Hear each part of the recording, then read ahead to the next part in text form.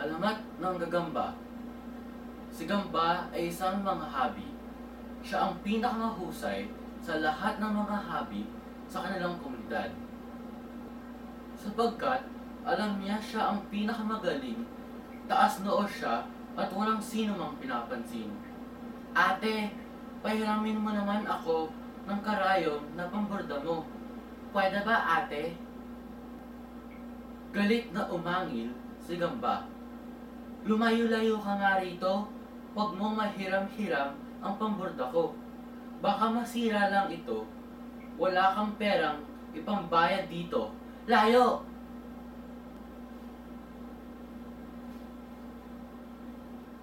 Napaiyak ang kapatid na babae ni Gamba.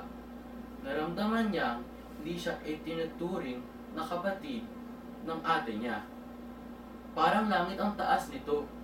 Napakahirap abutin.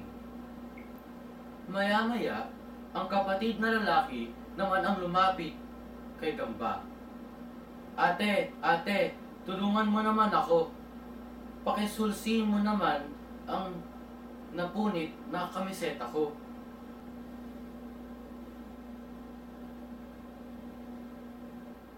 Lumayo ka rito.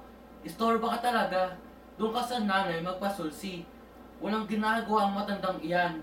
Sige, lumayo ka rito. Layo! Narinig ng ina ang mataas na tinig ng anak. Nagpupuyos ang damdamin ng kahabag-habag na ina. Gusto sana niyang saktan si Gamba, subalit nagpigil siya. Sumusobra ka na, Gamba. Obligasyon mong pakitaan ng mabuting asal ang mga kapatid mo. Kung nanghihiram sila sa iyo, pahiramin mo. Kung humihingi sila ng tulong, tulungan mo. Hindi lang kapatid mo ang dapat pagpakitaan mo ng kagandahang loob. Lahat ng nangangailangan ay dapat mong kalingain. Parang walang narinig si Gamba.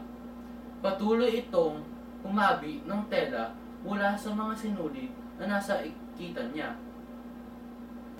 Isang gabing, inaaya si Gamba ng ina upang maghapunan, pagalit itong sumigaw. Ano ba kayo? Niistorbo na naman ninyo ako. Di ba ninyo nakikitang hindi pa ako tapos ay nahabi ko? Baka magkasakit ka, iha, kung malilipasan ka sa pagkain. Wala kayong pakialam. Gamba, pagpipigil ng mapagmahal na ina. Kasalanan sa Diyos ang pagtanggi mo sa pagkain. Ano bang kasalanan? Wala akong pakialam kung kasalanan man yun. Inuulit ko, pabayaan ninyo ako sa ginagawa ko. Patawarin ka ni Bathala. Luha ang sabi ni ina. Sana humabi ka na lang ng humabi, inis na hiling ng kapatid na babae ni Gamba. Oo nga, humabi na lang ng humabi. Humabi ng humabi, dugtong ng kapatid niyang lalaki. Ang hiling ng magkapatid ay dinig ni Bathala.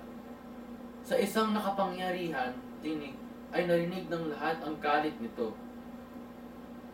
Naging mapagmataas ka sa kaunting kaalamang bigay ko sa iyo. Di mo kinakalinga ang mga kapatid na kailangan tulungan.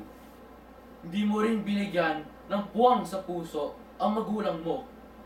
Pati na biyaya sa hapangkainang dulot ko ay tinalikuran mo.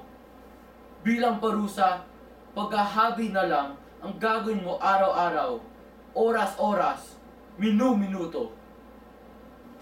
Pagkasabi nito, ay biglang nawalang parang bula si Gamba. Isang insektong paikot-ikot na humahabi ng sapot ang naiwan sa silang kinakaupuan ng dalaga.